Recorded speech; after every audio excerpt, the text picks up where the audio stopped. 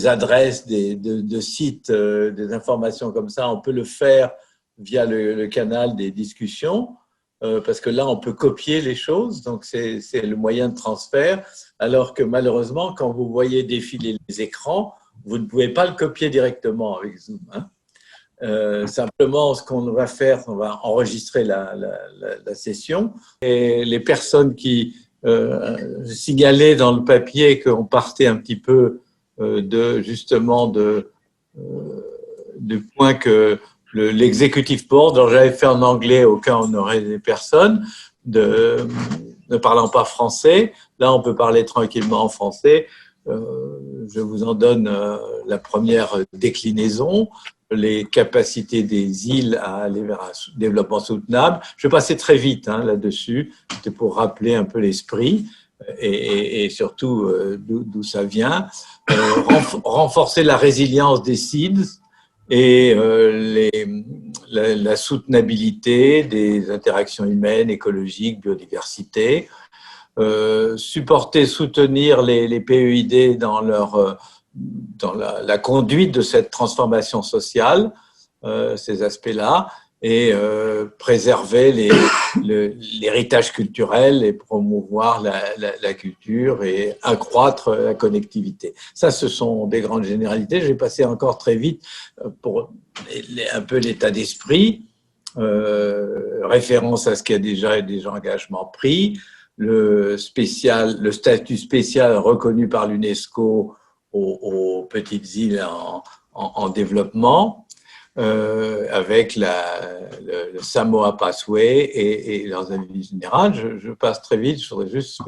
Alors là, il y a quelque chose dans ces considérations qui m'a semblé important. Évidemment, le Conseil exécutif demande à ce que les engagements pris par l'UNESCO soient tenus, mais surtout, ils insistent beaucoup, et c'est quelque chose sur lequel on aura l'occasion de revenir, sur d'avoir des objectifs ciblés qui peuvent, et là je sors de leur cadre, je vais un peu plus loin, mais être soutenus par des institutions différentes, avoir un système de partenariat plus large, et on verra dans beaucoup d'interventions que cette dimension-là est soulignée. Des officines de financement, c'est pas le grand plan vert ou des grands trucs, mais c'est des actions ponctuelles où il y a une espèce de parité, c'est-à-dire d'intérêt pour des pratiques nouvelles qui pourraient se développer dans les îles, et puis sur ce qui peut se réaliser de façon locale dans diverses communautés d'Europe, d'Asie, d'Amérique, etc. Sur l'éducation, professionnalisation, utilisation des technologies, ça n'a rien de surprenant, et améliorer la professionnalisation des personnels de l'éducation. Je vais tout aussi vite sur ce qu'ils peuvent dire sur les sciences naturelles. C'est-à-dire, c'est important dans la mesure où ils insistent sur les systèmes d'alerte pour les désastres, ce qu'on pouvait aussi imaginer, mais aussi sur faire attention à ce que ce discours scientifique soit bien pris et bien adapté. Et ça, c'est un point d'information générale qui est important.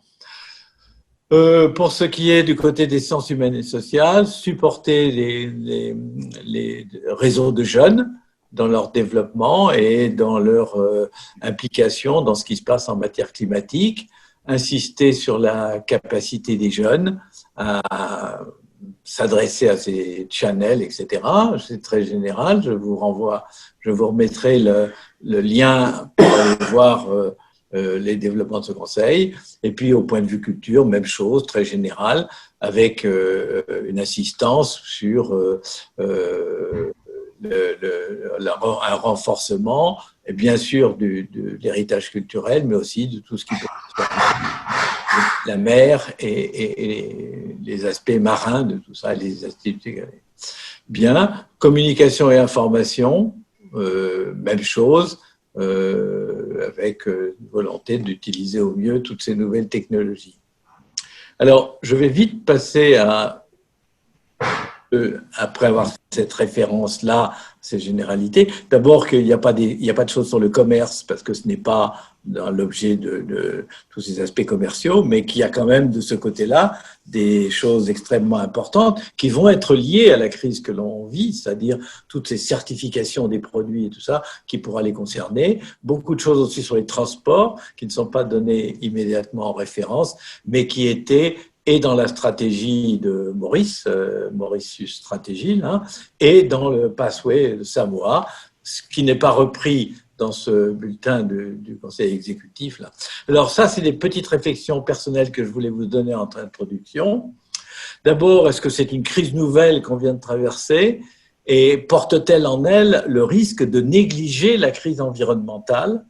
Et là, c'est là-dessus que je voulais un peu insister. En fait, c'est la même crise, et particulièrement pour les SIDS, c'est un développement d'une crise de même nature, où les SIDS, les PEID, sont particulièrement, comment dirais-je, mis au défi par ce changement climatique et cette crise-là. Ce qui, dans le langage un peu onusien, s'appelle le One Health Perspective, c'est-à-dire avoir une seule perspective qui est de lutter contre une crise qui a des implications quelque peu similaires, obligeant à reformer à l'échelon local des capacités de résilience. Et je pense que c'est cet échelon local auquel il faut construire des nouvelles choses qui fait écho un peu à ce qui était fondamentalement le problème des PEID. De nouvelles solidarités, de nouveaux partenariats, de nouvelles formes d'organisation et de citoyenneté.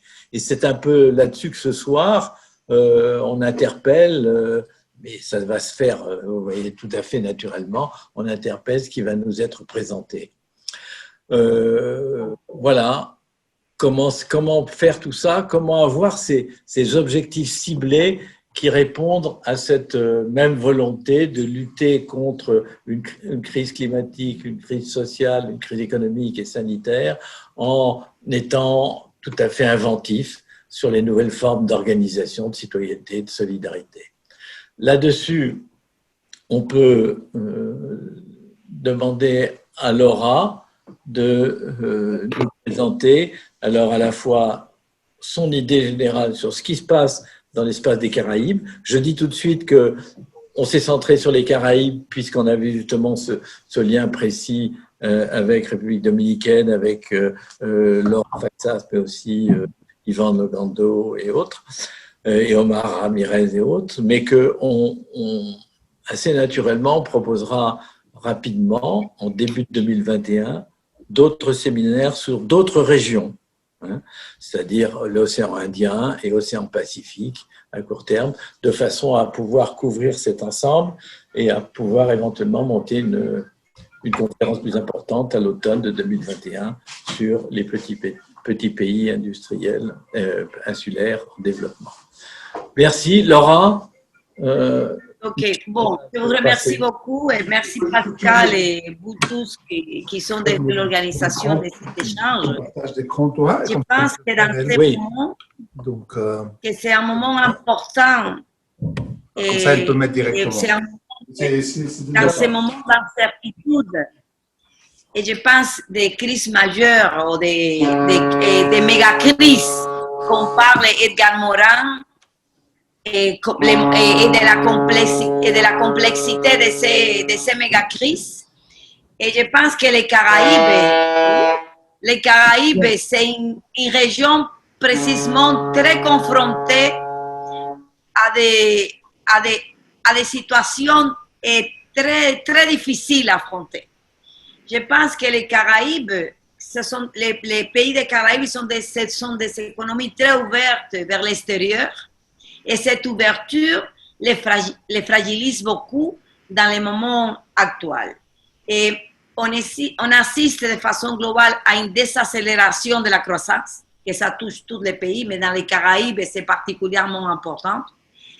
Et il y a un problème, ça repose encore une fois le problème de la dette.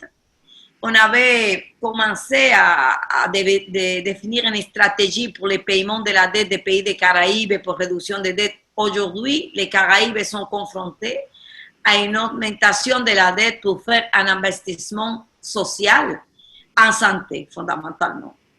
Et c'est très compliqué. Et dans le cadre du fonctionnement de l'économie, on a que le secteur tourisme, que c'est la base des économies de la plupart de ces pays, ont été profondément touchés. Dans le cas de Saint-Domingue, on a en 90% des vols arrêtés.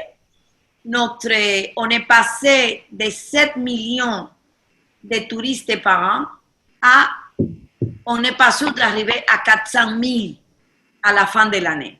On est loin de ces 400 000. Et le secteur tourisme dynamise toute une économie. Dans ce cadre-là, ça pose le problème de l'emploi, parce que toutes les structures touristiques, c'est très important. Et la plupart des hôtels sont en chômage technique, disons. On essaye à Punta Cana de mobiliser, de faire des prix exceptionnels, mais on n'a pas...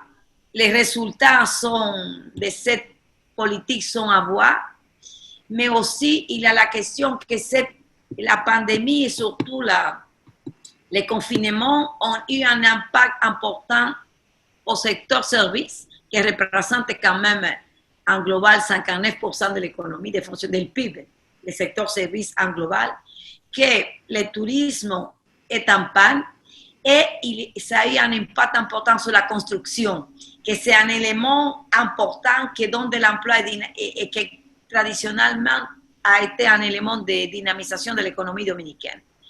Du coup, la situation est compliquée et les politiques publiques mises en place dans le cas du gouvernement dominicain, mais dans les autres aussi, ont des limites. Parce que les politiques publiques sont conditionnées à une augmentation de la dette des pays. Et il y a toute une réflexion jusqu'à où on peut s'endetter. Je pense que ça, c'est un problème global, qu'il y a toute une réflexion, le président Fernandez a toute une proposition de comment il faut être à l'origine d'un mouvement global pour affronter la crise. Que des petits pays comme les pays caribéens, la République dominicaine, ne peuvent pas tout seuls affronter cette crise, qu'il faut parler d'un mouvement qui arrive à intégrer les grandes économies du monde qui sont confrontées à des problèmes similaires. Quand on voit les problèmes de la France, que vous connaissez beaucoup plus, des États-Unis, je pense qu'il faudrait envisager nous mettre d'accord sur certains éléments pour un mouvement global pour affronter la crise. Parce qu'il y a derrière tout ça, il y a les problèmes de l'inflation, il y a les problèmes de possibles dévaluations du dollar et de l'euro aussi, mais nous, on a un peso qui a été très frappé par la crise. On est passé par exemple, l'euro est passé de 40, 45 à 68, 70 pour chaque peso. Et ça a un impact très important dans le fonctionnement de l'économie. Et ce qui est grave, qu'on ne voit pas comment on va s'en sortir. On commence à parler de qu'on a certains signes de reprise, mais je pense que c'est plutôt l'illusion politique de pouvoir que peut-être l'année prochaine, ça va pas être si dur, mais on n'a aucun élément objectif nous permettant de dire que l'année prochaine, il y aura une récupération importante du tourisme. Les remittances de l'étranger continuent à être importantes et on a un certain maintien, mais on ne sait pas jusqu'à quand s'il y a une chute de l'économie américaine et on a déjà la chute de l'économie espagnole qui ont un impact sur les communautés plus importantes des Dominicains à l'étranger. Dans ce cadre de crise que je pense que l'intervention de Tony Romero et de Carlos vont compléter avec plus de données précises, je pense que ça, dans le contexte de cette pandémie, de cette crise majeure, que c'est une méga crise comme dit Edgar Morin, il y a les Caraïbes est plus fracturé que jamais. Plus fracturé que jamais. Il y a un certain rapprochement entre les pays de CARICOM Mais il y a des sujets qui divisent, comme les sujets de Venezuela. Haïti, il n'y a pas une politique de support fort Haïti dans le cadre de CARICOM, mais il y a certaines politiques pour aborder les questions de santé mises en place par les CARFA et voir comment on peut négocier les éléments de la dette. Mais les Caraïbes est fracturé. Et c'est un moment d'unité, mais les Caraïbes s'est fracturé. D'un côté, on a Saint-Domingue qui est plus près des pays de l'Amérique centrale. Et CARICOM essaye de se mettre d'accord, mais a ces fractures internes. Et les pays Cuba, je pense que c'est une autre dynamique. Porto Rico, c'est un peu dehors. On ne peut pas mettre Porto Rico là, dans ces cadres-là, mais là, dans une situation compliquée. Et les pays des Antilles françaises suivent une autre dynamique. Dans ce contexte, c'est le contexte, les seuls éléments qui met les gens à se rassembler, c'est autour des négociations de post-Cotonou, qui viennent de finir. Mais comme vous savez, dans le cadre de cet accord et des ACP, et les Caraïbes a une importance mineure. Ce n'est pas important. Les 20% des fonds engagés déjà, c'est pour l'Afrique. Et dans ce scénario-là, la République dominicaine a un certain entrée autour du Cariforo dans l'ensemble des Caraïbes. Mais ce qui est clair, c'est que la République dominicaine va s'approcher plutôt des pays de l'Amérique centrale pour travailler ensemble autour de comment affronter la crise et qu'il n'y a pas beaucoup d'écho autour des pays de CARICOM. La première ministre de Barbados essaye de mettre en place une réflexion de voir les accords possibles au sein de la CEPAL et des Nations Unies et a posé la question de la condamnation de la dette et de la rénovation des mécanismes de coopération. Mais ce n'est pas clair comment ça va être mis en place. Et il n'y a pas un leadership important au sein des pays de CARICOM autour de jouer ce rôle unificateur à partir de ce type d'éléments dont je viens de signer. Et la question, ça, ils sont confrontés à une réduction drastique de l'emploi. Il faut se rappeler que 10 des 15 pays qui sont au sein de CARICOM sont complètement dépendants du tourisme. Et dans le cadre de la renégociation de la dette avec l'Union européenne de post-Cotonou, et ce n'est pas clair le support que les Caraïbes va avoir de la part des pays européens et comment va se redéfinir la coopération avec les pays d'ACP, mais surtout avec les pays des Caraïbes. Bon, il faut réfléchir l'impact qu'il y a au niveau de l'ensemble des pays, la situation, le Brexit, parce que quand même, l'Union européenne et l'UK, l'Union Grande-Bretagne et Angleterre, c'était un élément de négociation au sein de l'Union européenne pour les pays des Caraïbes, mais ils ne sont plus là. Et ce n'est pas clair comment on va avoir le réordonnement des Caraïbes. Et la grande question est que l'Association d'États des Caraïbes qui a entamé certaines négociations et discussions, ça n'a pas passé de négociations, de discussions. Et le futur, c'est assez incertain autour des Caraïbes en tant que région. C'est vrai que les Caraïbes avaient historiquement une force de résilience face aux éléments de la nature et que les sujets de la crise du COVID-19 rejoignent la question de l'environnement. Ils sont ensemble, on peut les séparer, comme disait Pascal, mais il faut voir quels peuvent être les mécanismes de négociation et de coopération entre entre les différents pays des Caraïbes et comment vaincre les fractures qui existent aujourd'hui en but de construire un bloc autour de comment affronter la situation post-Covid-19, que c'est le grand défi.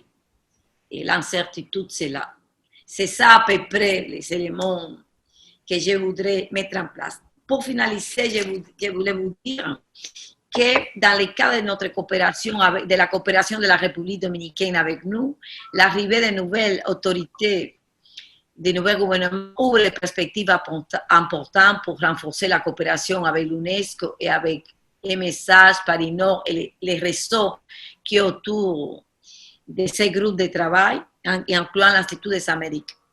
Et Ivan Ogando, que c'était directeur de Flaxo et directeur de la division d'études des Caraïbes du ministère des Affaires étrangères, va comme ambassadeur à Bruxelles face à l'Union européenne et aussi face à l'Union européenne. Elle m'a exprimé le grand intérêt de participer dans cette réunion, mais il a eu des engagements parce qu'on est dans une situation compliquée auprès du ministère, mais il m'a donné les éléments de préoccupation à lui sur la fracture des Caraïbes et l'intérêt qu'il a qu'on puisse avancer vers une réflexion ensemble et qu'il peut être un soutien à partir de Bruxelles.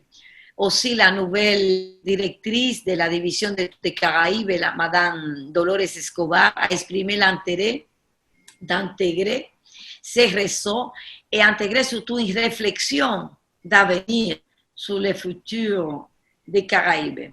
Et moi-même, je retourne en Europe comme ambassadeur en Autriche, mais aussi responsable des pays, des organismes des Nations Unies qui sont en Autriche et aussi quelques pays de l'Europe de l'Est comme Bulgarie, Hongrie, Croatie, Serbie.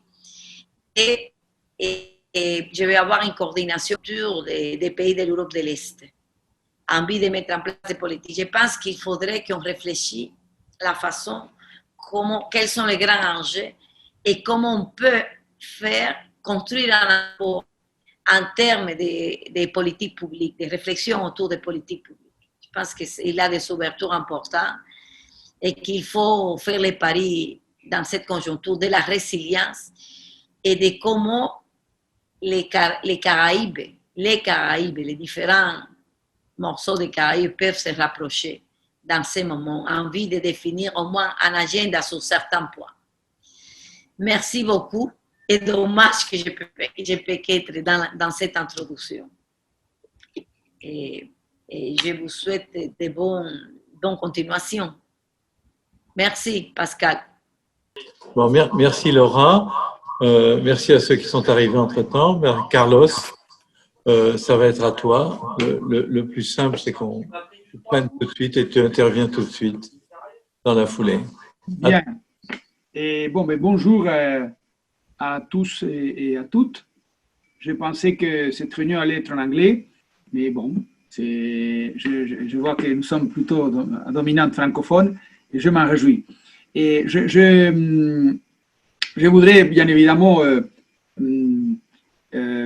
exprimer ma satisfaction du fait de l'organisation de cette réunion, de ce séminaire, de cet échange qui nous permettra sans doute de mettre en place des dynamiques de travail renouvelées pour cette année 2020-2021 qui est cruciale pour essayer en même temps que nous essayons de sortir de la crise, essayer d'apporter des lumières, d'apporter des éléments d'analyse, et en l'occurrence sur les pays et économies insulaires en développement, mais plus particulièrement sur les pays et les économies de la Caraïbe.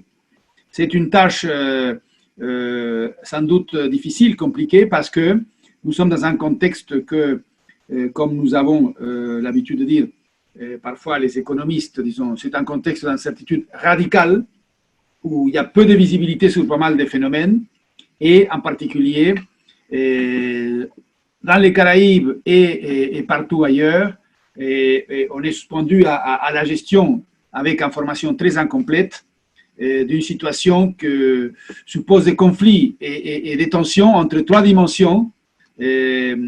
La propre évolution de la situation sanitaire, c'est-à-dire la santé, comment préserver la santé dans le contexte actuel de pandémie, et comment en même temps que l'on fait ça, et essayer de limiter les effets négatifs pour l'économie de la propre pandémie et des mesures que les gouvernements sont contraints de prendre pour éviter la diffusion, disons, de la COVID-19. Et enfin, toutes ces mesures-là, évidemment, de restrictions, de contraintes, de lockdown, de confinement, comme on dit, ou des différentes restrictions, selon les cas, eh bien, impliquent aussi des problèmes pour les libertés. Et donc, conjuguer liberté, santé, économie, voilà un vaste problème en situation d'information incomplète et où plein de questions sont abordées, aussi bien par les sociétés civiles que par les gouvernements, et en naviguant à vue. Donc, dans ces contextes-là, l'Institut des Amériques est très, très intéressé, bien évidemment, par l'approfondissement de la réflexion et des analyses comme celle-ci, celle que nous essayons de mettre en place ici, et dans les cas de la Caraïbe. Et nous avons un pôle à Saint-Domingue que nous connaissons tous, dans le cadre installé à la Funglode.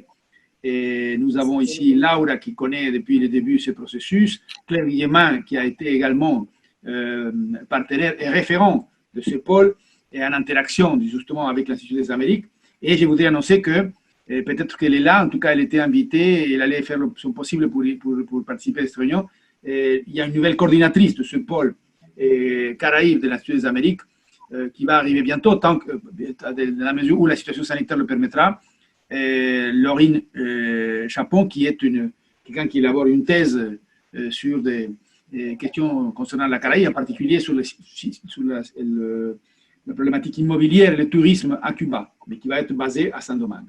Donc voilà les éléments en termes généraux que je voulais signaler, en ajoutant bien évidemment en complément de ce qui a été dit par Laura, et avant de passer peut-être la parole à une présentation qui nous a envoyé Antonio Romero, dont je dirai un mot dans un instant, que bien évidemment pour la Caraïbe, la situation est très compliquée et pose des défis très importants, puisque à la triple crise dont on avait l'habitude d'évoquer, crise au niveau de l'environnement, une zone très affectée par les changements climatiques, comme nous savons tous, une crise de la dette également, dans le cas de nombreux pays, États, disons, de la Caraïbe, une problématique d'endettement public et extérieur très élevée, très contraignante. Et cette dette, on a cité Porto Rico, mais aussi d'autres pays de la région, y compris les petites îles de la Caraïbe, très fortement endettées. Et enfin, une crise sociale aussi, et puisque ce sont des zones où il y a des problèmes de précarité de l'emploi, de pauvreté, des inégalités élevées, et dans la plupart des cas, eh bien, s'ajoute maintenant une crise économique ouverte associée à la crise sanitaire. Presque, malheureusement, 4 ou 5 crises qui se chevauchent et qui nous obligent à approfondir la réflexion pour essayer de faire face aux défis que cela implique, pour essayer d'apporter des éléments de réflexion et même aider à l'élaboration des politiques publiques. Donc, dans ces contextes-là, je pense, Pascal, que nous pourrions, si nous avons réussi à pouvoir, comment dirais-je, récupérer le message qu'il nous a envoyé, nous pourrions en effet essayer d'écouter la présentation de Tony Romero, qui nous a envoyé aussi un PowerPoint. La vérité, c'est qu'il était prêt à participer avec nous, mais il y a une grande difficulté pour pouvoir communiquer en direct avec Cuba, du fait de la difficulté, l'embargo fait les problèmes avec les États-Unis qui impliquent des difficultés pour pouvoir faire des communications Zoom comme celle-ci. Et Antonio Romero, nous le connaissons beaucoup d'entre nous, et il a participé à de nombreuses activités de l'Institut des Amériques. Il était prévu, finalement il n'a pas pu venir l'année dernière lorsque, avec d'autres qui sont ici, nous avons organisé dans le cadre du congrès de l'Institut des Amériques une session sur les Caraïbes. Eh bien, Tony Romero est un actif participant de ces débats et ces interactions. Il préside la chaire de la Caraïbe de l'Université de La Havane et nous a fait parvenir une présentation, je crois, assez complète et complémentaire à ce qui a été dit aussi par Laura, sur la situation de la Caraïbe insulaires notamment, sur la crise actuelle déclenchée par la COVID-19 et l'épidémie, la pandémie, et quelques éléments aussi ponctuels sur Cuba, qui est dans ce contexte-là un cas assez particulier, aux prises avec les effets négatifs de la crise, mais aussi dans une perspective de réforme et de transformation économique qui s'accélère, semble-t-il, en ce début prochain de 2021. Voilà ce que je pourrais dire, et je pense que peut-être on pourrait essayer de passer cette intervention si vous le voulez bien. Je ne sais pas si c'est disponible là. Well, first of all, I would like to thank Professor Pascal Petty and Carlos Kenan for inviting me to be part of this webinar on small island development state during COVID crisis. As you know, I sent to Carlos Kenan my PowerPoint presentation, and I hope that he could be able to show you at the same time that you hear me this afternoon. My comments will be very brief because I know, as Carlos explained me, that there are many other panelists that we have just 15 minutes for each one. Well, my presentation will be divided in three pillars. First, the global crisis, particularly the Latin American Caribbean economic dynamic during COVID times. The second part of my presentation will be devoted to the crisis in the Caribbean island. And finally, I will refer to Cuba, that is now in the middle of a historical period in terms of economic and social transformation. Well, as you know, in the following slide, I try to summarize some of the most important ideas expressed by the IMF Director of Research Department about the current global crisis. And this is part of the preface to the World Economic Outlook of the IMF, of the last World Economic Outlook elaborated by the IMF. And it seems to me that it's important to take into account in this summary of this preface of the World Economic Outlook some ideas or some words. First, the idea that the world had changed dramatically during the present global crisis. Second, there is a new term, the Great Lockdown, in order to try to identify what is happening and why this is completely different to the Great Recession that we had in 2008-2009. The third point is that the mandate that has followed the lockdown is unlike anything experienced in our lifetime. And finally, the idea that this is a crisis like no other, and there is a substantial uncertainty. It seems to me that these general ideas are important in order to consider the particularities, the peculiarities of the present context. The following slide summarizes, from my point of view, the most general projections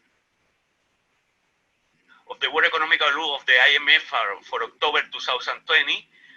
There you can see that for this year, the projection is that the world economy, the world output,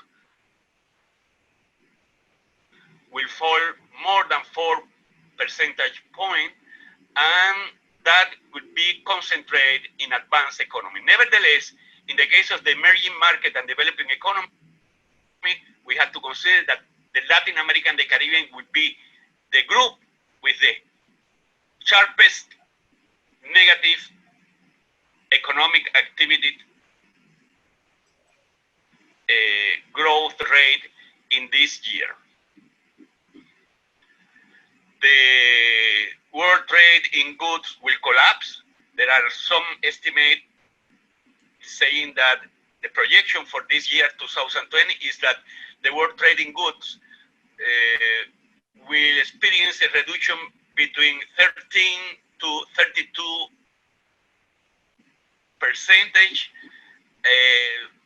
Also, it is important to take into account that there is a reduction not only in terms of global trade, but also, and very important, in terms of global foreign direct investment flows.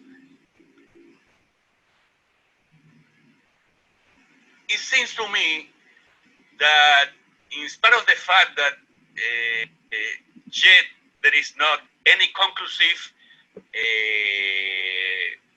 idea about the peculiarities of this crisis, it seems to me that it is important to take into account at least 5 elements that, from my point of view, has been expressed by different international institutions and different specialists about the current global crisis.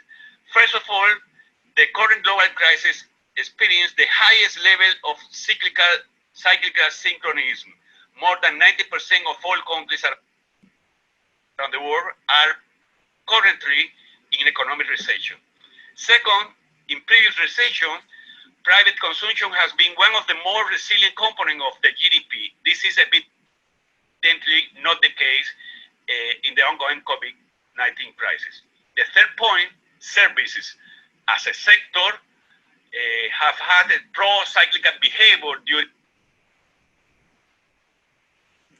this crisis, and this is completely different to the behavior described by the service sectors in previous crises. Fourth point, it has been necessary a massive fiscal and monetary support in order to cope with the crisis. And finally, the current crisis is consolidating significant changes in the world productions organization that in certain extent express that there are important or radical modifications in the so-called globalization process. But that is a point that could be developed in a specific seminar for this point. Now going to the Latin America and the Caribbean, first of all, I would like to suggest you to look at the slide in which I try to put the different projections made by ECLA since the end of the last year until now regarding the economic growth in Latin America and the Caribbean for this year 2020. In December 2019, the idea of ECLA was that our region will be growing this year at a rate of 1.3%. In March 2020, now that there was a downward estimation for almost less 2% in terms of economic growth rate for Latin America and the Caribbean. In April 2020, there was a new downward revisions in ECLA projection for Latin America and the Caribbean economic growth. And finally, 2 months ago, the last projection of Latin America for the Latin American Caribbean economic growth for this year is minus 9.1%. That's imply the worst economic growth rate in the last 100 years for Latin America and the Caribbean. There is a graph there with the ECLA growth projection for Latin America and the Caribbean. You see the most dramatic reduction is for Venezuela, with an economic growth rate, negative economic growth rate for this year of minus 26%. But in general terms, Pascal, you must change the slides. The Latin American 2 minutes, c'est bloqué. The Caribbean economies will be experience a sharp economic recessions for this year.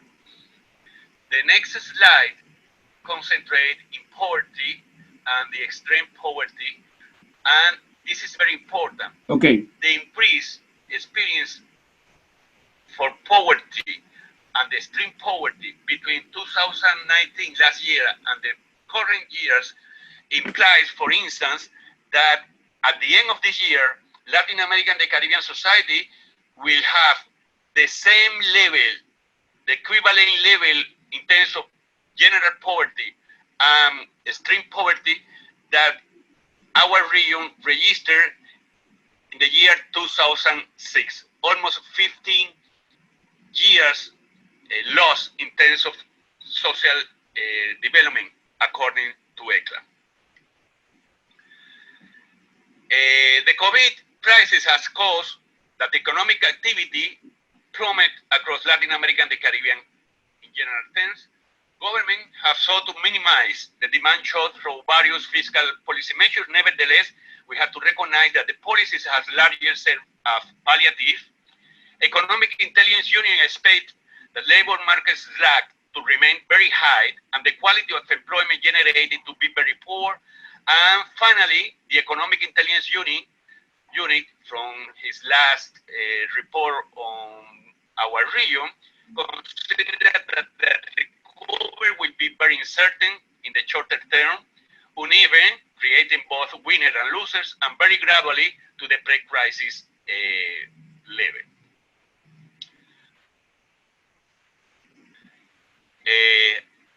In general terms, as you know,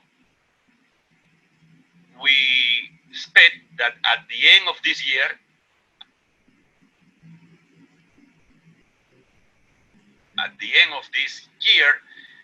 Latin American and the Caribbean economy will be registering a new lost decades in terms of economic growth. Well, the second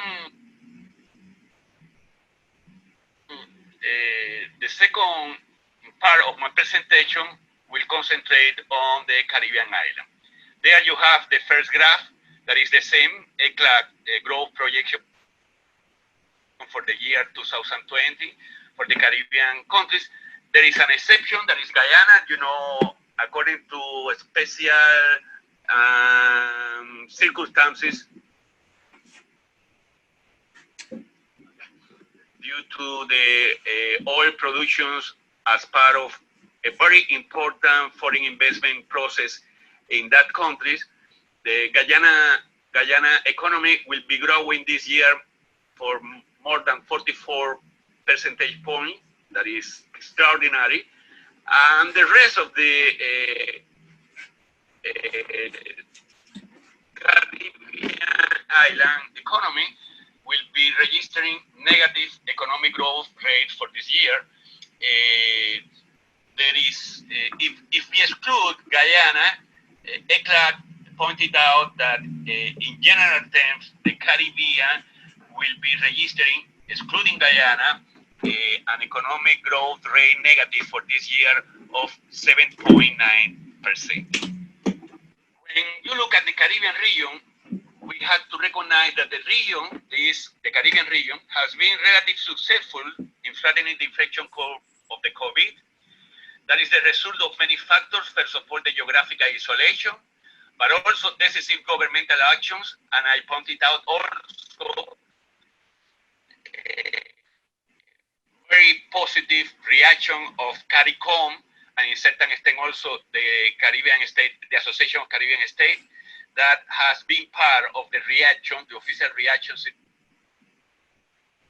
order to cope with the crisis. Then the Caribbean region has been relatively successful in flattening the inflation curve. Nevertheless, this accomplishment has not been compensated with an economic reward. They are still battered by external shock. This is particularly the case mainly for the tourism-dependent economies that has been experienced a virtual shutdown of this sector during almost 7 months. But also we have to consider that the natural resource-based economy of the Caribbean island, Trinidad and Tobago, and in certain extent also Suriname and Guyana and Belize, are also suffering from the lingering effects of the decline in commodity price and related external demand.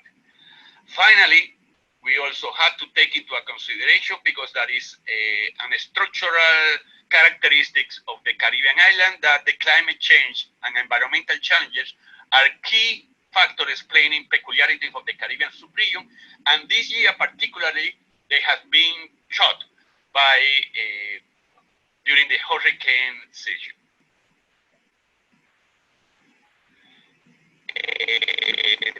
There is the next slide show you the tourist revenues and how there has been a dramatic shock affecting most Caribbean economy. That is a graph taken for a very important report published by Inter-American Development Bank about the tourist dependence index. And there is a classification of more than 155 countries around the world, and most of the small islands belonging to the Caribbean are there in the group of the most tourist-dependent countries around the world. This is very important in order to consider why particularly the present crisis has been so negative, not only in economic terms, but also in social terms for the small island developing countries of the Caribbean. Remember that the Caribbean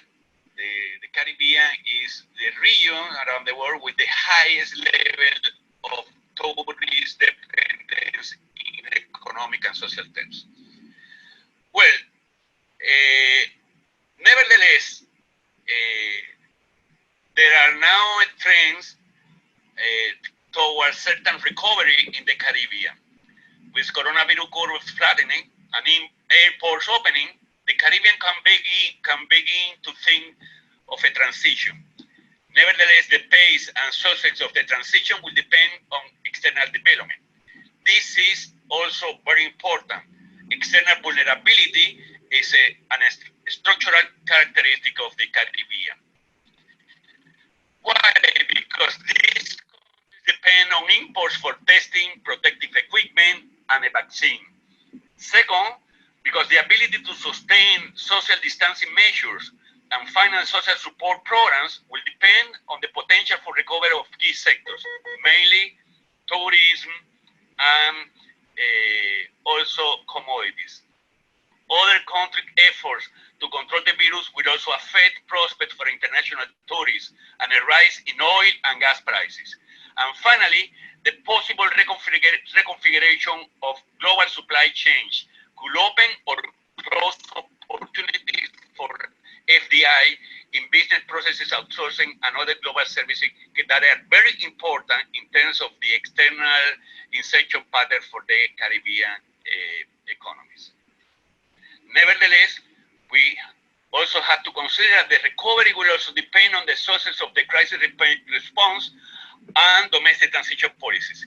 One very important factor is the problem with the fiscal sustainability that is very important in the case of the Caribbean. And also, the recovery may benefit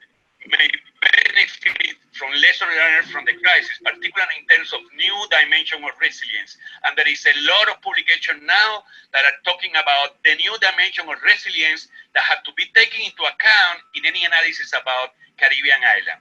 There is resilience dimension that is related to the health emergency capacity, social safety net, the necessity to develop internet connectivity for all, the increased digital government, the strengthened private sector resilience, and also, very important, the idea that it's necessary to go regional, mainly on food and some other supply chains.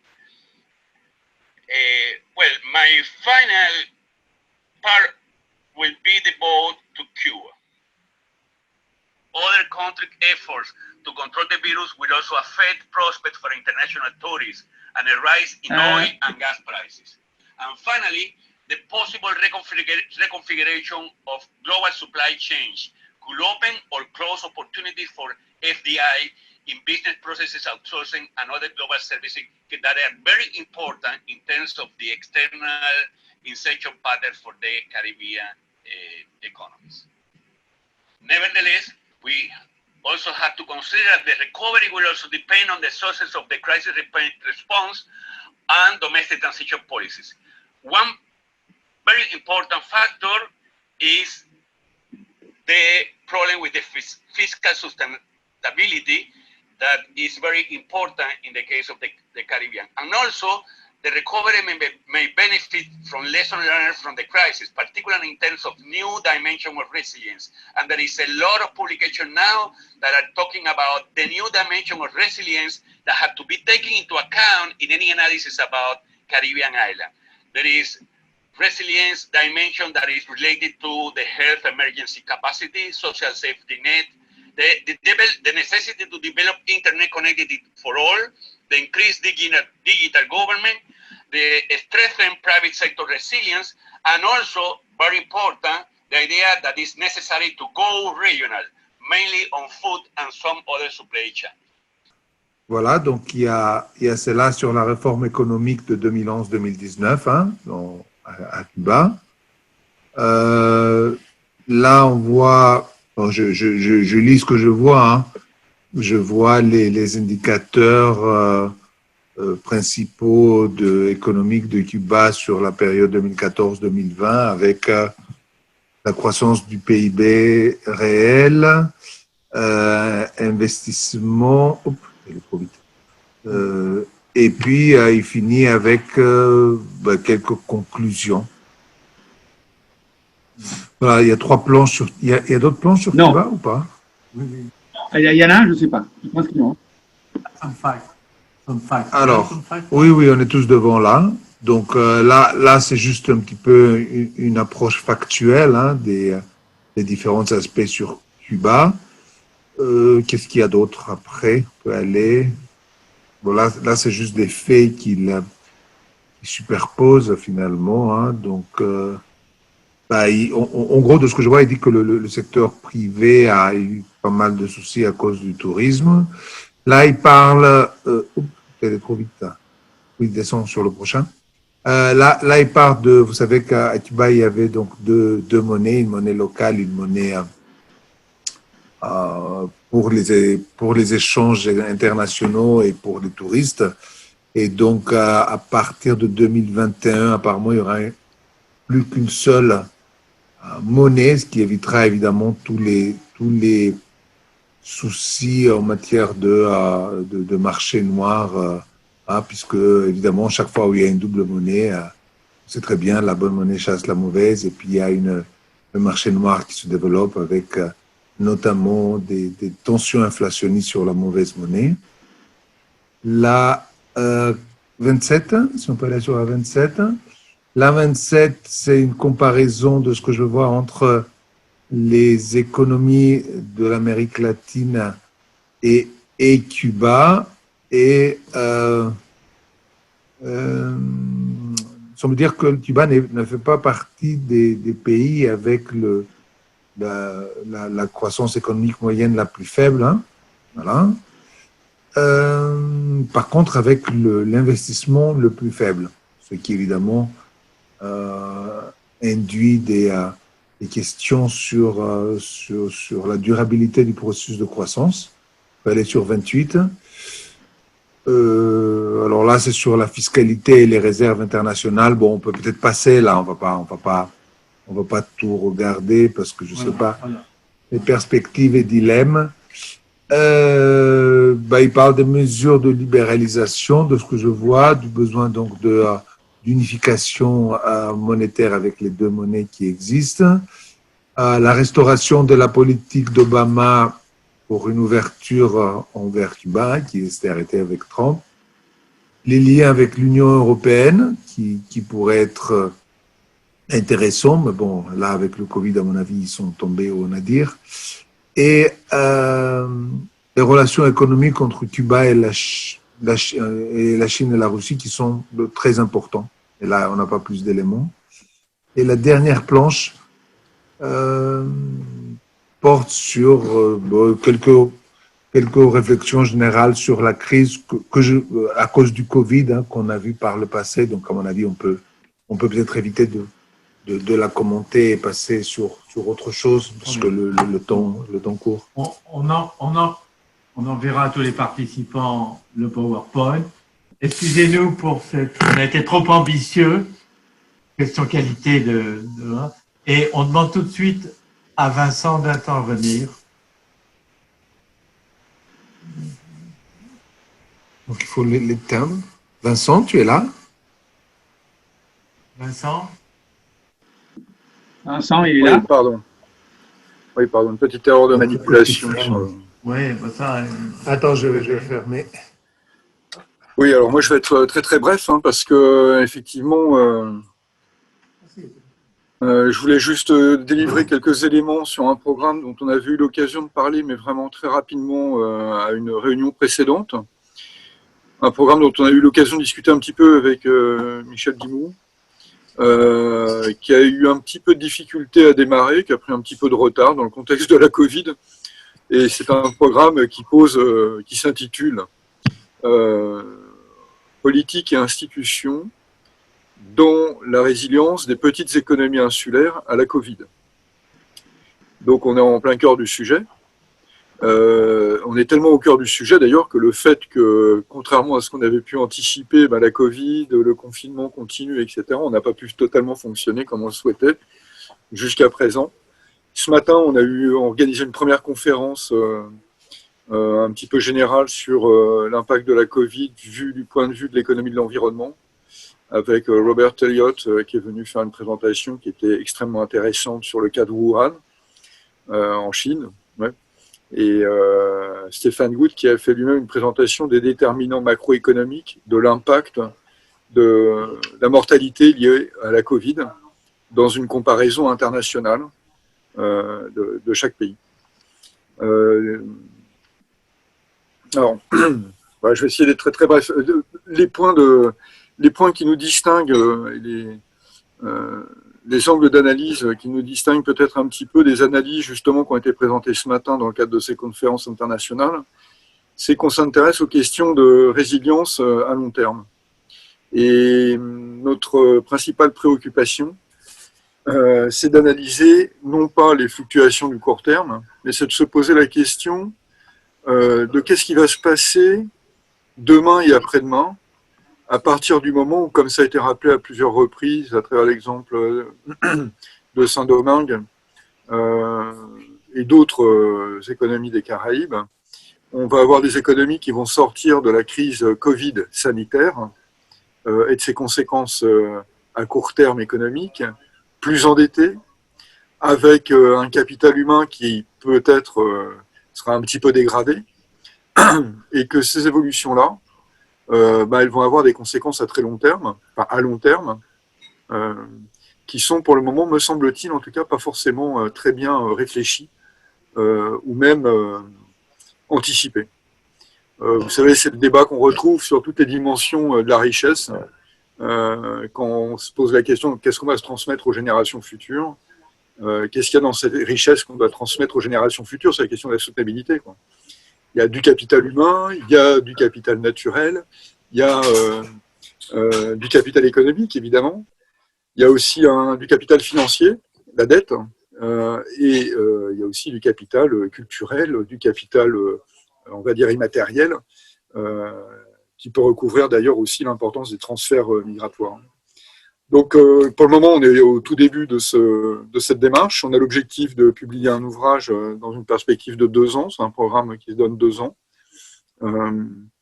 Et ce qui nous distingue, je pense, assez fortement des analyses qui se multiplient depuis la crise Covid, c'est qu'on adopte aussi une analyse historique, un petit peu rétrospective, par rapport aux grands chocs et aux désastres économiques qui ont pu se produire. Il y a eu aussi des désastres économiques, pas forcément de la même nature, qui se sont produits quand on regarde dans le passé, sur un siècle ou plus d'un siècle. Donc voilà, pour en quelques mots, très, très, très rapidement. Peut-être, on en a parlé avec Michel, mais depuis, il s'est passé pas mal de choses. Voilà, donc c'est un programme qui est ouvert. Aujourd'hui, pour le moment, il y a 9 territoires, il y a 11 ou 12 partenaires. Quand je dis les territoires, c'est petites économies insulaires qui sont impliquées dans le programme. Et on a des collègues de Nouvelle-Zélande qui sont aussi impliqués avec nous dans le programme, côté Pacifique, de Nouvelle-Calédonie, des Caraïbes et de l'océan Indien.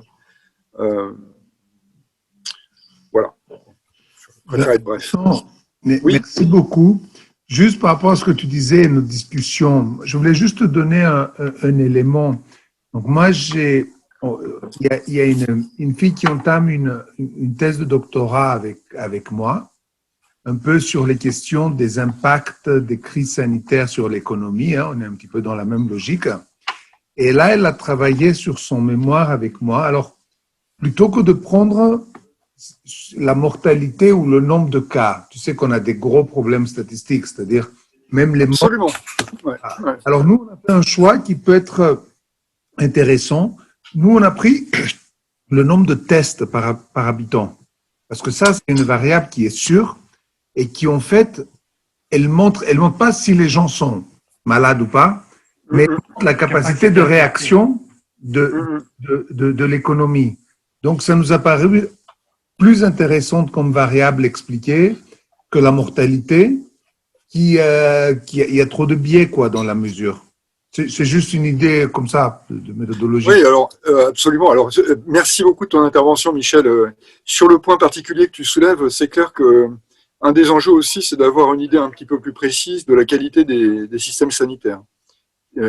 Qu'est-ce qui fait la qualité des systèmes sanitaires? Est-ce que c'est le nombre de lits? Est-ce que c'est les capacités à passer des tests? Est-ce que c'est le nombre de médecins? Donc ça, on en a parlé un petit peu ce matin. La question est assez redoutable, en fait. Et c'est un des axes de recherche. J'en profite, Michel, avant, pour dire, comme tu as parlé, j'ai proposé à Nicolas Lucic, qui nous a rejoint, qui est là, que vous ne connaissez pas encore, qui lui aussi est un nouveau doctorant, qui est co-encadré avec Jean-François Waraud de l'Université de La Réunion. Ah oui. Et, voilà. Donc, c'est des gens de connaissance, tout ça, pour ceux qui travaillent sur les petites économies insulaires. Et donc, Nicolas a fait son master avec nous à l'Université de Versailles-Saint-Quentin dans Paris-Saclay. Et donc, attaque sa thèse sur la thématique, justement, de polir, hein, très rattaché à la thématique polir, sur l'importance des chocs. Et il commence... Hein, Nicolas, mais tu pourras expliquer peut-être toi-même, là je parle à ta place. Ouais, vas-y. Je peux prendre le relais rapidement.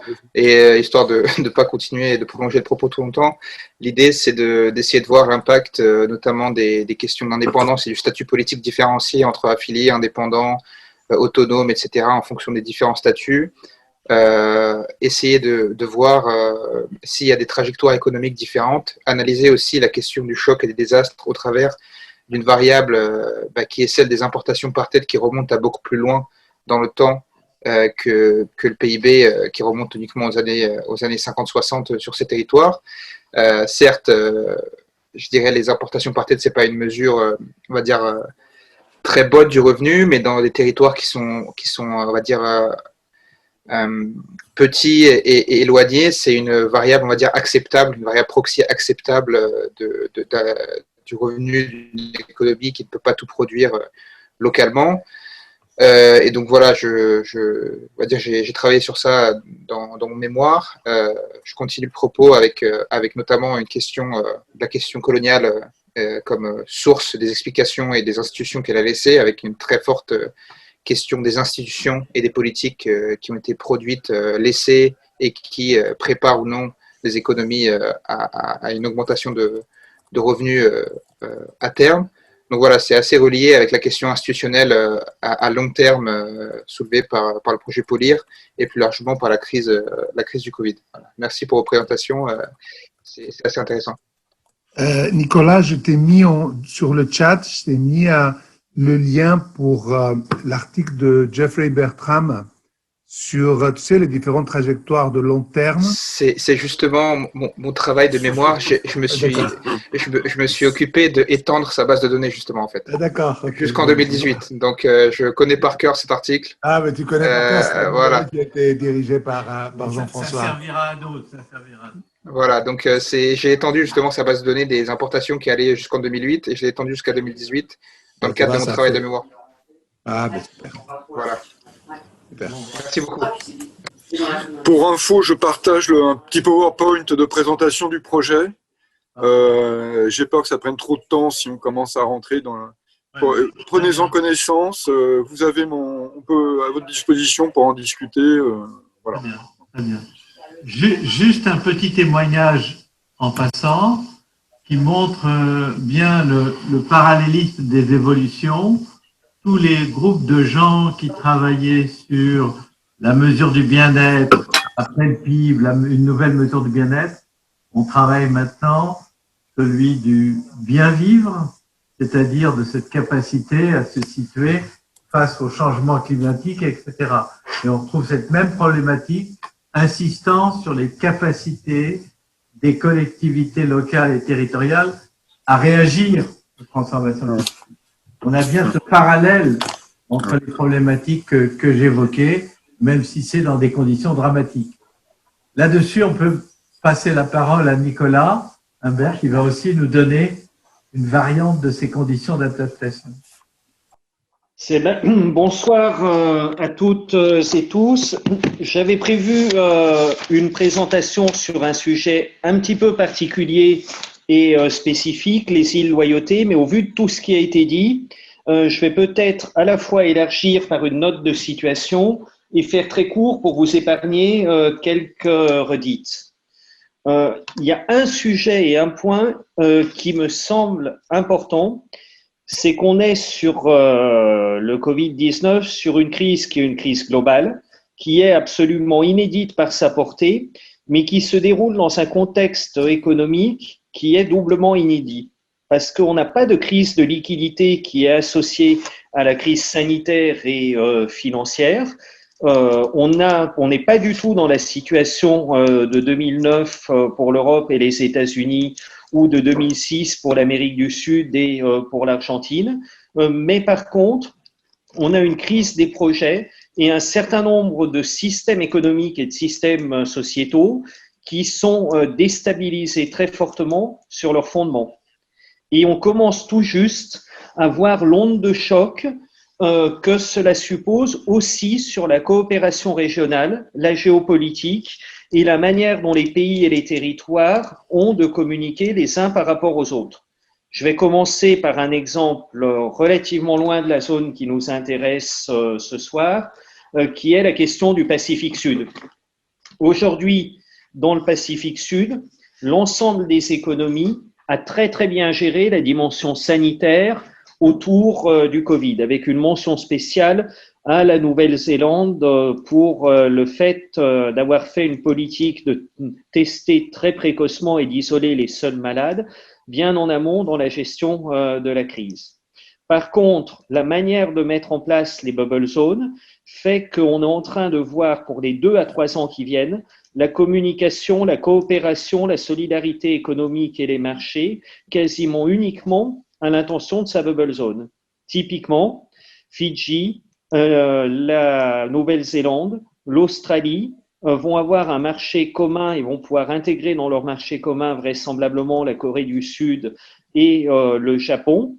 Et la Nouvelle-Calédonie, qui était juste à côté et qui avait travaillé juste avant le Covid pour des coopérations territoriales avec Fidji et le Vanuatu, non seulement ne peut plus compter dessus, mais se retrouve dans la situation ultra paradoxale où des investissements de lignes aériennes ou de lignes maritimes se retrouvent complètement déshabillés et la question du tourisme n'est plus une question de tourisme international, mais une question de tourisme local avec des consommations par visiteur qui sont vraisemblablement 4 fois moins importantes, une infrastructure qui est complètement à repenser et des choix de société qui sont complètement à repenser. Et le positionnement des économies indépendantes et des économies administrées est du coup extrêmement différent sur le sujet. J'ai entendu avec beaucoup d'intérêt le propos de Laura Faxas tout à l'heure, et notamment la question de la crise sur les monnaies, qu'on peut mettre en parallèle par rapport à la situation de Cuba. Et je vais avoir une remarque hyper provocatrice vis-à-vis de ceci, c'est que ceux d'entre vous qui connaissent la Suisse savent que la Suisse a dans un certain nombre de cantons une monnaie locale qui s'appelle le VIR. Que cette monnaie locale a jusqu'à maintenant énormément protégé le marché intérieur suisse des fluctuations internationales. Et que là, pour la première fois, on entend, y compris des fonds de pension et des fonds d'investissement privés qui font des investissements de moyen et de long terme, se posait la question des monnaies locales et des monnaies fondantes dans certaines perspectives de coopération territoriale et de relocalisation de l'économie. Les cadeaux de Noël approchent, donc j'en profite pour faire une micro-page de pub. Mais il y a quelqu'un avec qui on travaille de temps en temps chez Green Cross qui s'appelle Bertrand Badré, donc qui, de son parcours à la Banque mondiale, a vu certaines choses, qui maintenant a un fonds d'investissement, Blue Lake and Orange, qui travaille dans l'économie régénérative et qui a sorti un bouquin « Voulons-nous sérieusement changer le monde ?» Il existe en français, il existe en anglais et c'est la première fois que du côté de Green Cross, on voit apparaître un élan aussi mainstream pour mettre en place l'économie régénérative à l'échelle des territoires. Alors, on pourrait se dire c'est une page de pub ou c'est une lubie financière comme une autre, mais ça change complètement les priorités d'investissement. On voit aujourd'hui de l'investissement territorial être réfléchi sur des modèles de production agricole dès lors qu'ils développent l'autonomie, qui sont économes de la ressource en eau. On voit plus que jamais une interconnexion forte entre les savoirs traditionnels, notamment médicaux, et la médecine allopathique, notamment sur la question de la prévention. Je vous passe le sujet Artemisia, sur lequel les labos sont en train de s'intéresser extrêmement fortement aux savoirs traditionnels ACP. Et pour le coup, c'est plutôt sur Afrique-Pacifique que ça se passe de ce que j'ai entendu. Et pour moi, la situation de la Caraïbe est à la fois plus ouverte, plus inquiétante. Désolé d'exprimer ce terme, mais je pense que c'est intéressant de le dire. Et aussi plus à deux doigts d'une transition qu'on espère heureuse que jamais. Sur les zones d'influence, il se pose vraiment la question de regarder avec une Amérique du Sud qui a perdu un certain nombre de boussoles sur quoi se reposer pour investir dans le monde hispanique. La question de savoir sur quels éléments reconstruire une relation de coopération locale avec les États-Unis et potentiellement également avec le Mexique. La question de la coopération intérieure, des échanges agricoles, du tourisme régional et du fait de gagner en valeur ajoutée sur les produits manufacturés au sein même des îles de la Caraïbe, et la question de la résilience des infrastructures et de la résilience humaine. La période des cyclones s'annonce plus imprévisible que jamais. On n'a pas encore résolu les problèmes de résilience globale, notamment par rapport à une catastrophe majeure dans les îles. Et sur la résilience alimentaire, on se retrouve dans une situation de forte dépendance, je l'ai déjà dit tout à l'heure. Et le dernier point que je voulais pointer, c'est la question des politiques de santé. Puisque là, on voit que autrement que la dépendance aux grandes plaques internationales, que ce soit la plaque US ou la plaque européenne, il y a peut-être le moyen de faire émerger, via des coopérations territoriales décentralisées, des politiques de santé peu coûteuses, proches des gens, et qui soient relativement efficaces parce qu'elles mettront l'accent sur la médecine préventive. Et que la question de l'accessibilité aux innovations et au savoir-faire et américains et européens, de par la dépréciation des monnaies, se pose. Que, à contrario, je suis personnellement de plus en plus inquiet par la capacité des départements français de la Caraïbe à se sortir de la situation de dépendance à la métropole et à avoir une économie qui leur est propre et qui est résiliente. Donc, voilà ce que j'avais envie de partager avec vous, qui était très loin du propos que j'avais préparé avec Pascal. Juste pour dire qu'en termes d'approche et de méthodologie, depuis la première discussion, on a retravaillé sur notre méthodologie de la vulnérabilité à la résilience, qu'on continue à déployer à l'échelle des îles Loyauté, donc en Nouvelle-Calédonie, et qu'on a géré post-Covid. doit fermer. On a retravaillé également sur les réseaux internationaux, à la fois GLISPA et Smilo, pour avoir quelque chose à dire sur de la gestion territoriale efficace au Congrès mondial de l'UICN et à Glasgow en novembre de cette année.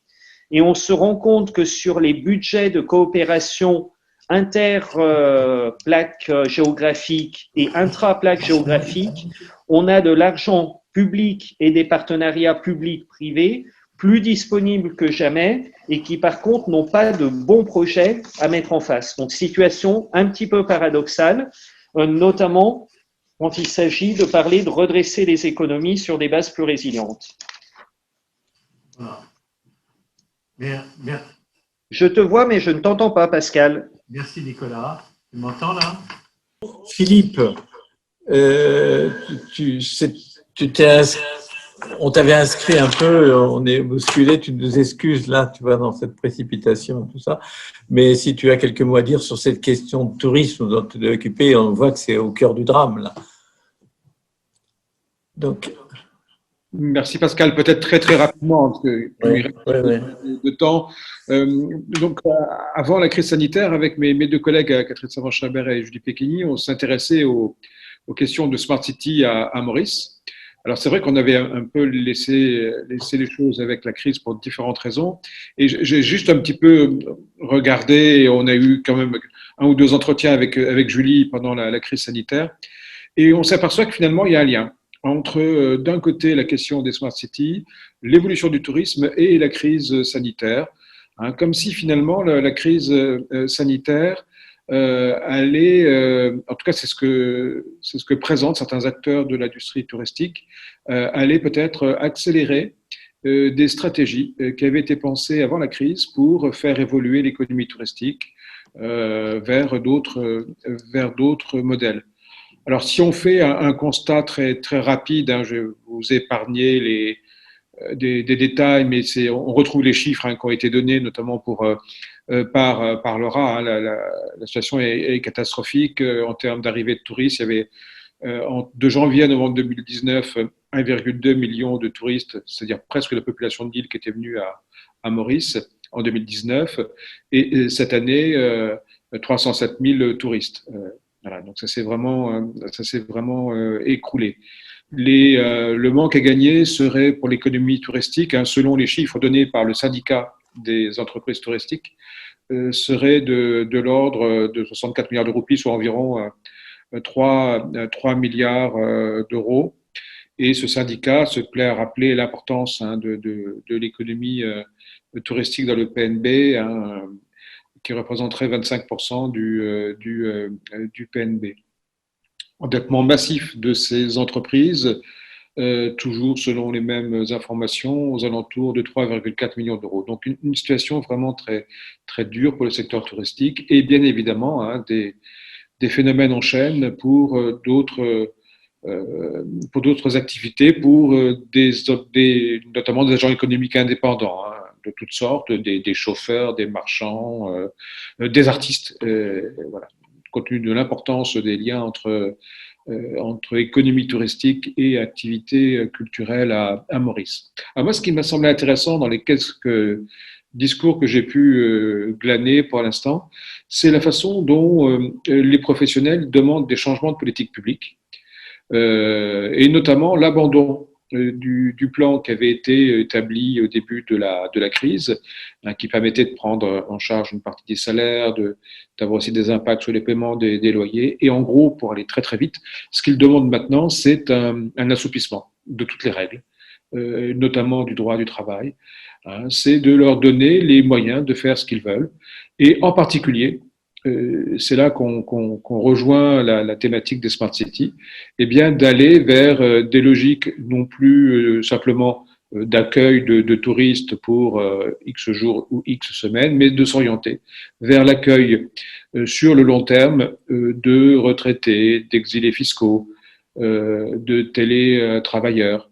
Voilà, tout ça dans le cadre bien évidemment de reconversion aussi d'espaces immobiliers, hein, dans cette perspective, ou aussi hein, dans la perspective d'accueillir des investisseurs qui achèteraient ces espaces et qui amèneraient des fonds voilà, dans des conditions qui resteraient à regarder.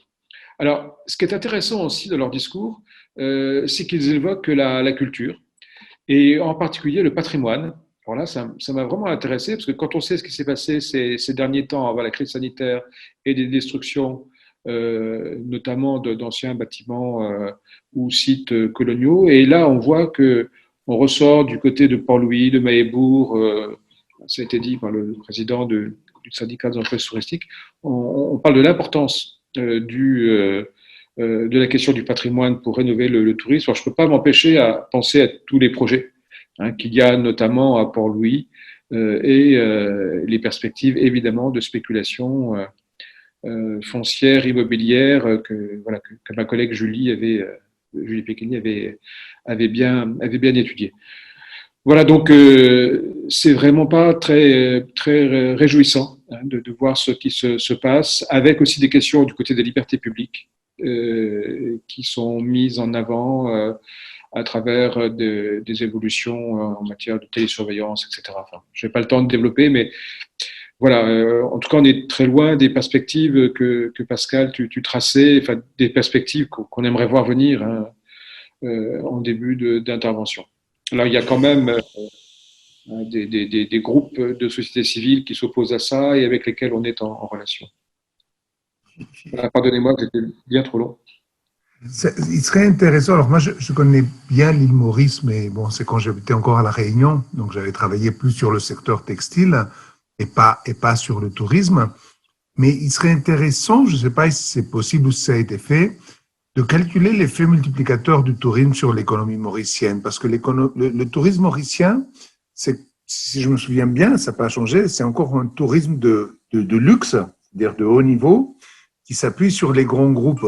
Et il serait intéressant d'appliquer un modèle avec un multiplicateur pour voir si, par exemple, l'effet du Covid sur le tourisme et donc sur l'économie mauricienne est différent selon le type de tourisme qu'on peut avoir. C'est-à-dire, dans un pays où le tourisme est plus diffus, probablement l'effet du Covid serait différent que l'effet du Covid sur Maurice. Tu vois, c'est juste des idées qui me viennent comme ça, mais ça serait intéressant peut-être de jeter un coup d'œil là-dessus et calculer cet effet multiplicateur. Ouais, j'arrête. Il y a juste, si je peux faire une petite question ou petite remarque. Si j'ai bien compris, et je ne suis pas du tout spécialiste ni connaisseur de l'économie mauricienne, mais certains agents souhaiteraient s'orienter vers une spécialisation type paradis fiscal ou alors île Vierge britannique, immobilier, tourisme et placement financier. Mais dans une perspective de résilience à long terme, comme on s'inscrit avec Vincent, ça me paraît un peu compliqué et un peu confus de se remettre, enfin de se créer une vulnérabilité au système institutionnel européen et américain notamment, ou asiatique, vis-à-vis des règles et du fait qu'on puisse avoir des exilés fiscaux ou alors des grandes fortunes qui peuvent donc veut dire s'implanter. Est-ce qu'il y a un très rapide commentaire dessus? Est-ce qu'il y a une connaissance de ces réalités ou alors pas du tout? De la part des autorités? De la part des autorités ou alors des groupes ou des individus qui poussent pour ce genre d'assouplissement et ce genre de projet politique Oui, je crois que c'est à certains égards assez assumé. Alors, il y a eu toute une histoire avec l'Inde sur la double imposition parce que en fait, beaucoup d'argent indien passait par Maurice avant de retourner en Inde, donc ça a été arrêté. Et maintenant, je crois que l'Union européenne les a classé Maurice dans la liste des paradis fiscaux.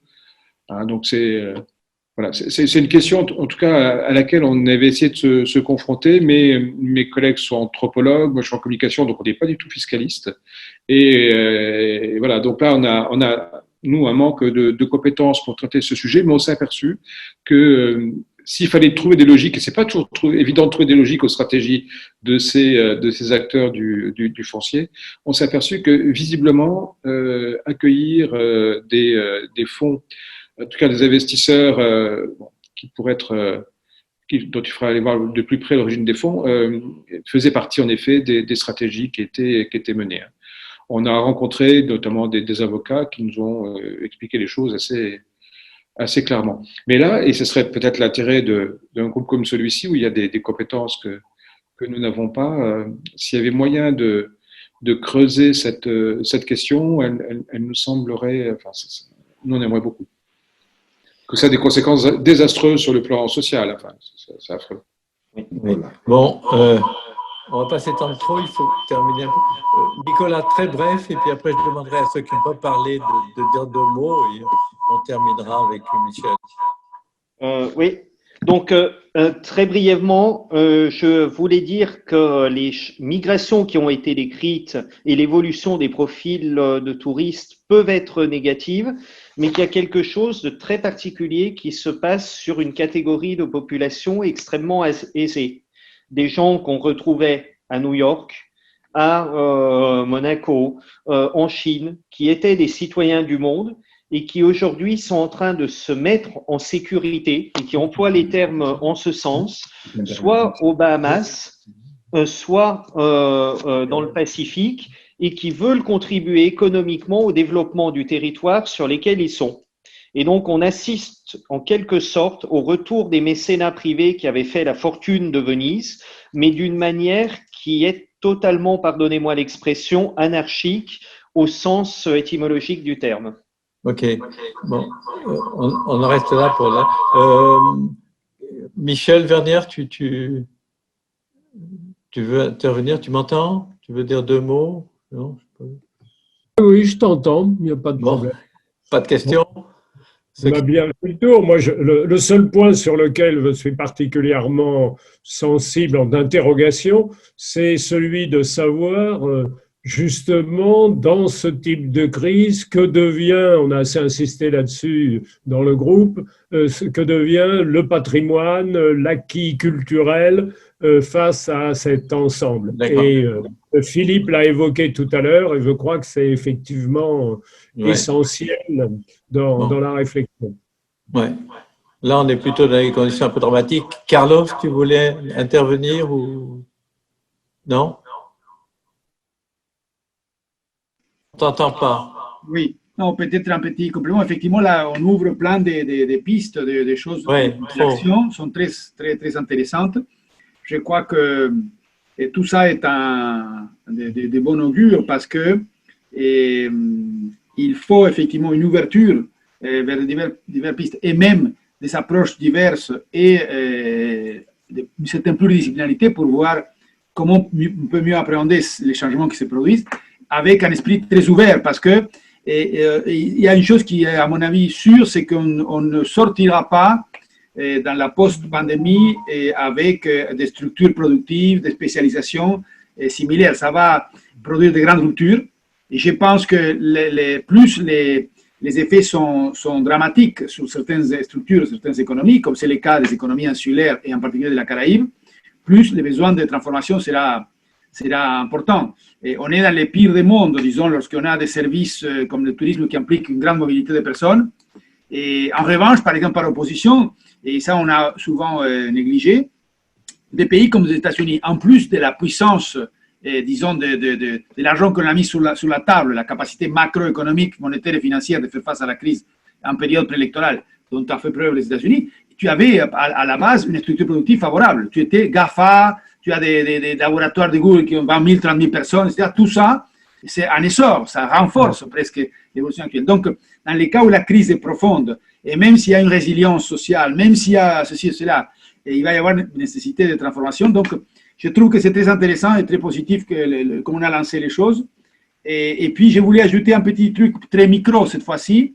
J'avais évoqué au début l'intérêt, disons, et l'objectif de l'Institut des Amériques d'organiser un séminaire et des activités pour l'année à venir. Je dirais qu'il y a une proposition de faire quelque chose sur le tourisme et les transformations qui se produisent dans le tourisme l'année prochaine. On verra bien en interaction avec les choses qui apparaissent, les initiatives qui apparaissent ici. Et je vois maintenant Laurine Chapon, dont j'avais évoqué son nouveau rôle comme coordinatrice du pôle Caraïbes de l'Institut des Amériques. À ce moment-là, je ne l'avais pas vue, je vois qu'elle est là. Donc, voilà. Bon. C'est tout pour le moment, Pascal. Bienvenue à Laurine Chapon. C'est un peu. Kalissa vient de nous donner une indication, peut-être de 2 mots dans cette fin de parcours pour la suite. Non? Oui. Oui, si. Bonsoir. Bonsoir. Je ne sais pas si vous voyez. Oui, voilà. Donc, c'est que j'entends. Enfin, j'ai écouté avec intérêt toutes les interventions. Merci beaucoup et merci pour l'invitation.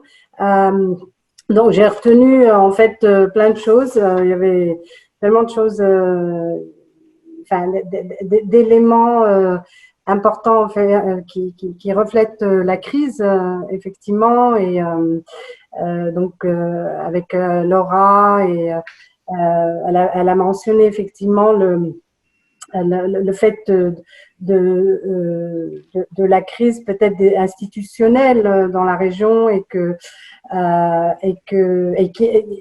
a été aussi comment dire, exacerbée par les récentes catastrophes naturelles, parce qu'il y a eu vraiment des millions de personnes qui sont c'est en Amérique latine et dans les Caraïbes, qui ont perdu leur logement, et vraiment c'était avec des dégâts extraordinaires qui rajoutent donc à la pandémie, à la crise touristique et tout ça. Donc on a effectivement une situation pratiquement inédite avec tout ce qui se passe. Donc, donc quand on a entendu la présentation sur Cuba et tout ça, et c'est vrai, les projections qui va du positif au négatif dans le développement économique, effectivement, ça c'est vraiment des informations qui font froid dans le dos, quoi. Moi, j'aurais voulu, donc, je vais pas répéter tout ce qui est dit, mais vraiment, j'ai pris des notes. C'est des choses vraiment qui sont, comment dire, qui prennent, voilà, qui commencent un petit peu à fleurir des solutions d'économie régénératrice, comme ça a été mentionné, et tout ça. Donc, avec une structure,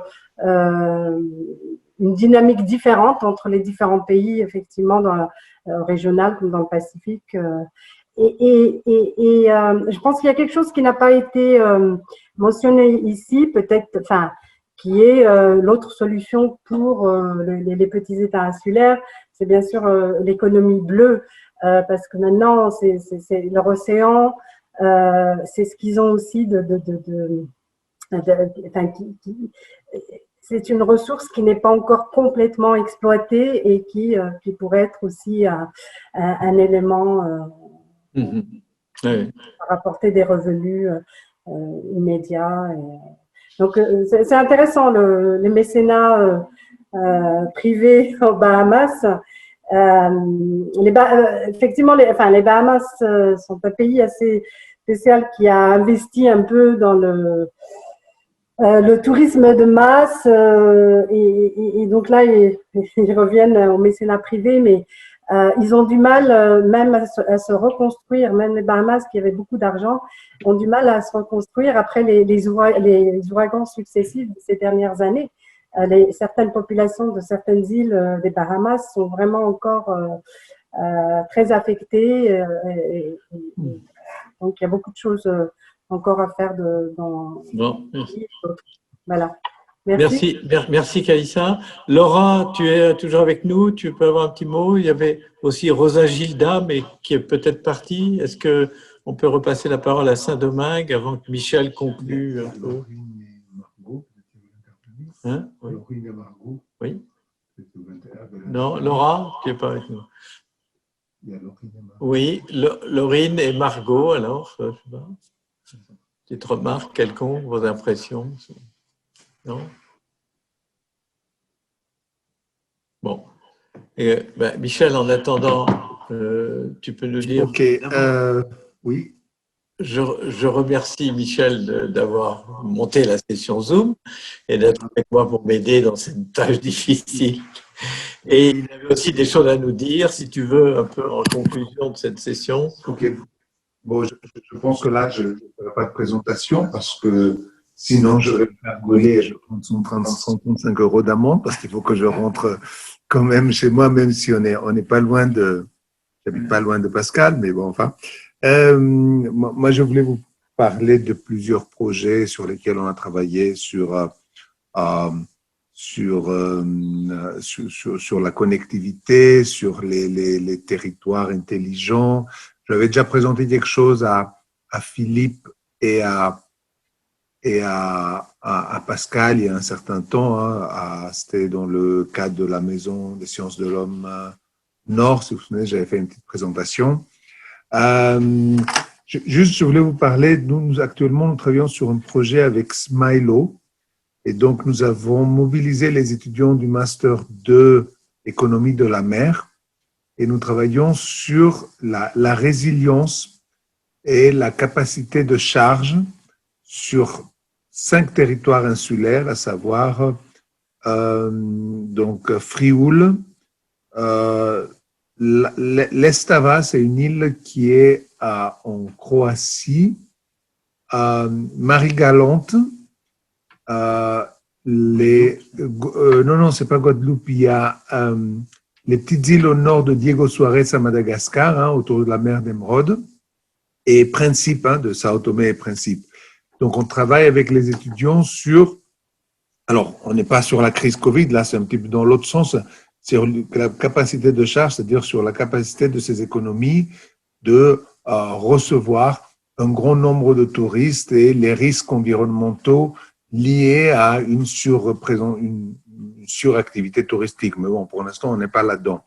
J'ai une deuxième information que je vais vous donner, c'est qu'il y a un projet ANR qui est en train de se lancer et qui s'intitule Un océan de solutions. Il y a à peu près 40 millions d'euros sur 6 ans. Et il y a 3 points. Vers un océan numérique, durabilité de l'exploitation de l'océan et l'exposome océanique, les contaminants et leurs impacts. Si le troisième est clairement plus tourné sciences dures, les 2 premiers ont sûrement une dimension sciences sociales qui est clairement importante. Et il y a, c'est ça qu'il faut noter, on demande de concentrer les efforts sur 4 types de zones.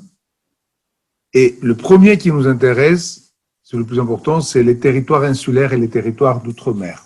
Donc voilà, c'est une information qui peut intéresser certains d'entre vous. Nous, on ne sait pas encore si on va répondre, mais si c'est le cas, ça peut être intéressant de solliciter le réseau. Voilà moi ce que j'avais à dire. Merci, on va s'arrêter là. Juste ce que je voulais vous dire aussi dans ce caractère un peu précipité des choses, c'est que on vous fera suivre donc le PowerPoint de Monsieur Antonio Romero, comme on l'a dit, mais aussi quelques indications sur Smilo, qu'est-ce que c'est, parce qu'ils font quelque chose qui peut être tout à fait dans cet esprit d'océan et d'importance des solutions. Ils repèrent toutes les ONG et autres qui travaillent sur des questions de coopération diverses et variées. Et c'est très intéressant de voir cette structure, de pouvoir utiliser ces réseaux pour différentes questions. Et il est aussi intéressant de voir leurs études. Ils ont recensé parmi les associatifs une association ICISA qui favorise la production de working paper justement sur comment dirais-je, les pays, par exemple Trinidad, en fonction de la Covid, c'est-à-dire des éléments qui nous intéressent et qu'on aurait pu revoir ce soir. Je ne vais pas insister, on a déjà bien trop dépassé. Mon ami Michel est maintenant risque avec le couvre-feu. Merci pour toutes pour l'intervention. Excusez encore le caractère un peu brouillon. Vous avez vu qu'on est un peu sorti des Caraïbes. Ça veut dire qu'il y a un certain nombre d'hypothèses sur les cohérences régionales sont un peu dépassées par la brutalité de la crise. Ça, c'est aussi ce qui ressort nettement. On essaiera de refaire une session plus centrée sur le Pacifique et l'océan Indien cette fois, mais sans oublier les apports de tous ces travaux qu'on commence à recenser. Merci à tous et à une prochaine. Laura, si tu nous entends, merci pour vos interventions. Merci à tous.